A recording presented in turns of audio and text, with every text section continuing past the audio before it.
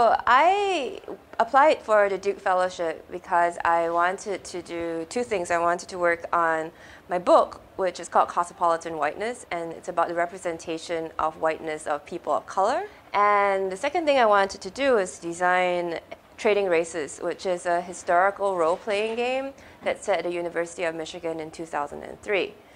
And in this game, players are members of an imaginary Michigan Student Assembly and combined with real historical characters like Sandra Day O'Connor. And people will come together, players in the game will come together and make a decision about the future of affirmative action at the University of Michigan.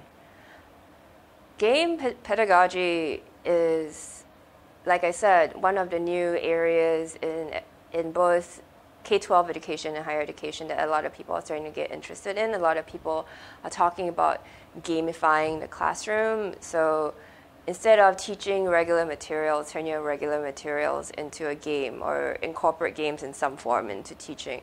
For the humanities people, this is a little bit, thinking about incorporating games has been a bit of a struggle because it's not quite the same as learning facts, learning something to do with science, learning equations and stuff like that. But rather, we're trying to teach people how to build arguments, and for that reason, the reacting games have been kind of helping us to think about how to use the humanities games differently. And it has been tremendously helpful in my pedagogy, precisely because the reacting games force students to run their own classroom.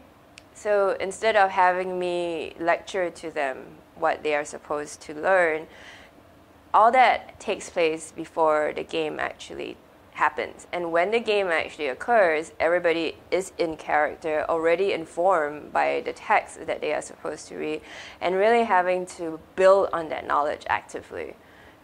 By showing not just that they can understand it, but they've mastered it because they can reflect a certain ideology through the way that they speak. The professor isn't the center of the game, rather the students are the center of the game.